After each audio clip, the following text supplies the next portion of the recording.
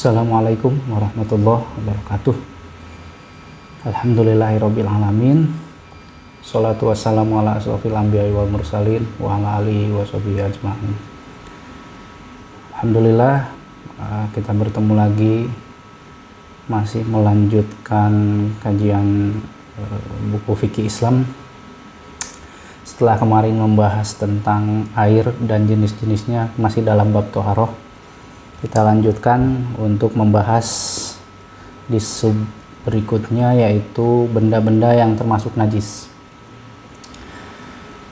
Suatu barang atau benda menurut hukum aslinya adalah suci selama tak ada dalil yang menunjukkan bahwa benda itu najis. Benda najis itu banyak. Di antaranya 1. Bangkai binatang darat yang berdarah selain dari mayat manusia. Adapun bangkai binatang laut seperti ikan dan bangkai binatang darat yang tidak berdarah ketika masih hidupnya seperti belalang dan mayat manusia, semuanya suci. Sebagaimana dalam Al-Quran firman Allah Subhanahu wa Ta'ala surat Al-Maidah ayat 3, Hurrimat alaikumul maitah, diharamkan atas kamu bangkai. Adapun bangkai ikan dan binatang darat yang tidak berdarah, begitu juga mayat manusia, tidak termasuk dalam arti bangkai yang umum dalam ayat tersebut. Karena ada keterangan lain, juz atau bagian bangkai seperti daging, kulit, tulang, urat, bulu, dan gemuknya. Semuanya itu najis menurut mazhab Syafi'i. Menurut mazhab Hanafi, yang najis hanya suku-suku yang mengandung roh, suku-suku yang bernyawa saja seperti daging dan kulit. Suku-suku yang tidak bernyawa seperti kuku, tulang, tanduk, dan bulu, semuanya itu suci.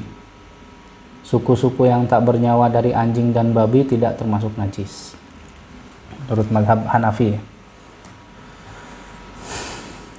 Dalil kedua mazhab tersebut adalah mazhab yang pertama, yaitu mazhab Imam Syafi'i, mengambil dalil dari makna umum bangkai dalam ayat tersebut.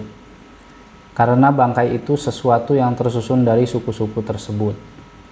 Mazhab kedua atau mazhab Hanafi, mazhab Imam Hanafi, beralasan dengan hadis Maimunah, sabda Rasulullah Shallallahu Alaihi Wasallam, innama haruma akluha wa fi riwayatil lahmuha, rawahul jamaah.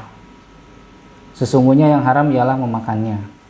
Pada riwayat lain, yang haram ialah dagingnya. Riwayat jamaah ahli hadis. Berdasar atas hadis ini, mereka berpendapat bahwa menurut pengertian hadis tersebut, selain dari daging tidak haram. Lagi pula mazhab kedua ini, itu mazhab Imam Hanafi, berpendapat bahwa yang dinamakan bangkai itu adalah suku-suku yang tadinya mengandung roh. Suku-suku yang tadinya tidak bernyawa tidak dinamakan bangkai. Adapun dalil bahwa mayat manusia itu suci ada dalam surah Al-Isra ayat 70. A'udzubillahi minasyaitonirrajim. Walaqad karramna bani Adam. Sepotong sih. Demi sesungguhnya kami muliakan anak Adam, manusia. Al-Isra ayat 70. Arti dimuliakan itu hendaknya jangan dianggap sebagai kotoran atau najis. Lagi pula, sekiranya mayat manusia itu najis, tentunya kita tidak disuruh mencucinya. Karena najis-najis ain lainnya, tidaklah kita disuruh mencucinya. Malah najis-najis ain lainnya itu tidak dapat dicuci. Maka suruhan terhadap kita untuk mencuci mayat itu adalah suatu tanda bahwa mayat manusia bukan najis. Hanya kemungkinan kena najis sehingga kita disuruh mencucinya. Itu benda najis yang pertama, yaitu bangkai. Lalu yang kedua, benda najis berikutnya adalah darah. Segala macam darah itu najis selain hati dan limpa. Nah, dalilnya mana? Ada dalam surah Al-Maidah ayat 3. A'udzubillahi minasyaitonirrajim. Hurrimat alaikumul maitatu waddamu walahmul khinzir. diharamkan atas kamu memakan bangkai, darah, dan daging babi. Sabda Rasulullah sallallahu alaihi wasallam, uhillat lana maitatani wadaman, as-samaku wal jarodu wal kabidu wabtihalu. Rawah Ibnu Majah, riwayat Ibnu Majah. Telah dihalalkan bagi kita 2 macam bangkai dan 2 macam darah, ikan dan belalang, hati dan limpa. Jadi 2 macam bangkai itu adalah ikan dan belalang, 2 macam darah adalah hati dan limpa, menurut hadis riwayat Ibnu Majah. Dikecualikan juga darah yang ketinggalan dalam daging binatang yang sudah disembelih. Begitu juga darah ikan. Kedua macam darah ini suci atau dimaafkan, artinya dibolehkan atau dihalalkan. Nah, benda najis yang berikutnya, yang ketiga adalah nanah. Segala macam nanah itu najis, baik yang kental maupun yang cair, karena nanah itu darah yang sudah busuk. Lalu benda najis yang keempat adalah segala benda cair yang keluar dari 2 pintu. Nah, 2 pintu ini adalah maksudnya tempat buang air kecil dan buang air besar. Semua itu najis selain dari mani, baik yang biasa seperti tahi, kencing, atau yang tidak biasa seperti mazi, baik dari hewan yang halal dimakan ataupun dari hewan yang tidak halal dimakan. Nah, mazi ini ada penjelasannya, yaitu cairan yang keluar dari kemaluan laki-laki ketika ada syahwat yang sedikit. Nah, ada sabda Rasulullah sallallahu alaihi wasallam, innahu sallallahu alaihi wasallam lamma ji'alahu bihajaroini warawsatil yastanjiya biha akhadhal hajaroini waraddar rawsata wa qala hadhihi riksu. Hadis riwayat Bukhari. Sesungguhnya Rasulullah sallallahu alaihi wasallam diberi 2 biji batu dan sebuah tai keras untuk dipakai istinja. Beliau mengambil 2 batu saja, sedangkan tai beliau kembalikan dan berkata, tai ini najis. Sabda Rasulullah yang lain sallallahu alaihi wasallam, qala an-nabiyyu sallallahu alaihi wasallam, hina balal a'rab fil masjid sabbu alaihi dzunubam mimma. Riwayat Bukhari dan Muslim. Ketika Al-A'rab kencing di dalam masjid, beliau bersabda, tuangilah olehmu tempat kencing itu dengan setimba air. Masih hadis lagi, an Ali qala kuntu rajulan madza an fastahyaitu an as'ala Rasulullah sallallahu alaihi wasallam fa amaltul miqdad fasa'alahu faqala yaghsilu dzakarahu wa yatawaddo. Dari Ali radhiyallahu an katanya, saya sering keluar mazi, sedang saya malu menanyakannya kepada Rasulullah sallallahu alaihi wasallam. Maka saya suruh Miqdad menanyakannya. Miqdad lalu bertanya kepada beliau, Rasulullah SAW. Jawab beliau, hendaklah ia basuh kemaluannya dan berwudu. Hadis riwayat Imam Muslim. Lalu untuk benda najis yang berikutnya, yang kelima, yaitu arak. Tiap-tiap minuman keras yang memabukkan. Nah, itu arak itu. Pengertian arak, tiap-tiap minuman keras yang memabukkan. Firman Allah Subhanahu wa taala, a'udzubillahi minasyaitonirrajim. Innamal khamru wal maisir wal ansab wal azlamu rijsum min amalis syaiton. Nah, sesungguhnya arak, judi, berhala, dan bertenung itu najis, keji dan pekerjaan setan. Surah Al-Maidah ayat 90. Lalu najis yang berikutnya, yang keenam, yaitu anjing dan babi. Semua hewan suci kecuali anjing dan babi, sebagaimana sabda Rasulullah sallallahu alaihi wasallam. Qala an-nabiyyu sallallahu alaihi wasallam, tahuru ina'i ahadikum idza walagha fihil kalbu ayyagsilahu sab'a marratin aulahunna bitturab.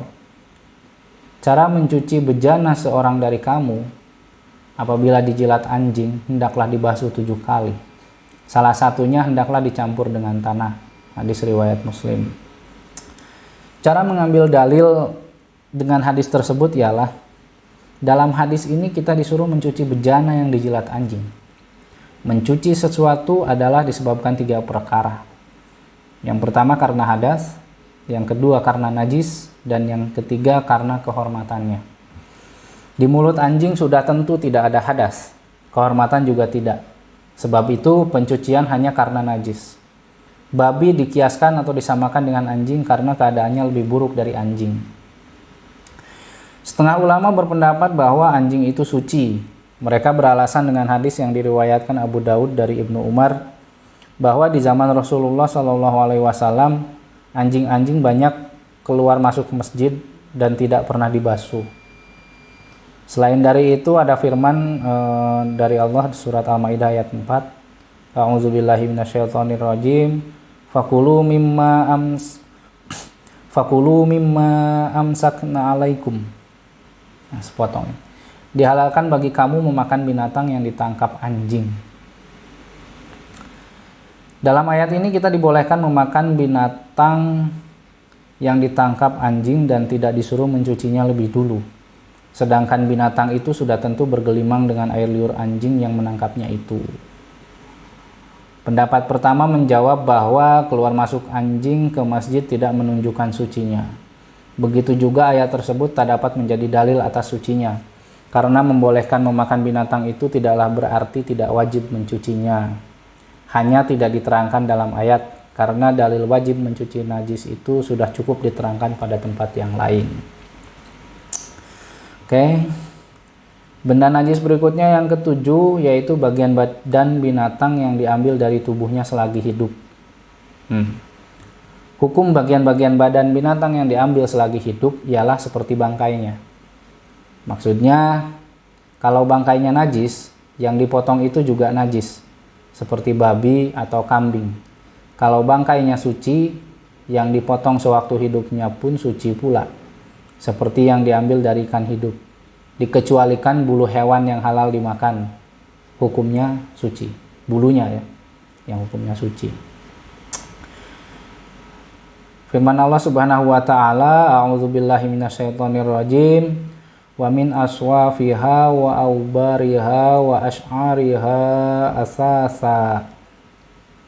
Dari bulu-bulu binatang, baik yang berupa bulu domba dan bulu unta atau berupa bulu kambing, semua itu boleh dipakai atau dibuat perkakas rumah tangga.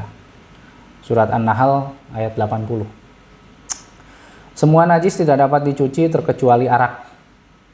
Apabila ia sudah menjadi cuka dengan sendirinya, maka ia menjadi suci apabila cukup syarat-syaratnya, seperti akan diterangkan nanti. Begitu juga kulit bangkai dapat dicuci dengan jalan di sama. Oke, ada 7. Itu tadi benda-benda yang yang termasuk ke dalam benda najis. Kita ulang. Yang pertama itu bangkai binatang darat yang berdarah selain dari mayat manusia. Yang kedua darah, lalu yang ketiga nanah, yang keempat segala benda cair yang keluar dari 2 pintu, maksudnya tempat buang air kecil dan besar. Lalu yang kelima arak, yang keenam anjing dan babi, lalu yang ketujuh bagian badan binatang yang diambil dari tubuhnya selagi hidup. Itu tadi benda-benda yang termasuk najis. Oke, segitu dulu untuk benda-benda yang termasuk najis. Nanti untuk kaifiat atau cara mencuci benda yang kena najis akan kita bahas di video berikutnya. Segitu dulu, lebih dan kurangnya mohon maaf. Billahi taufiq wal hidayah.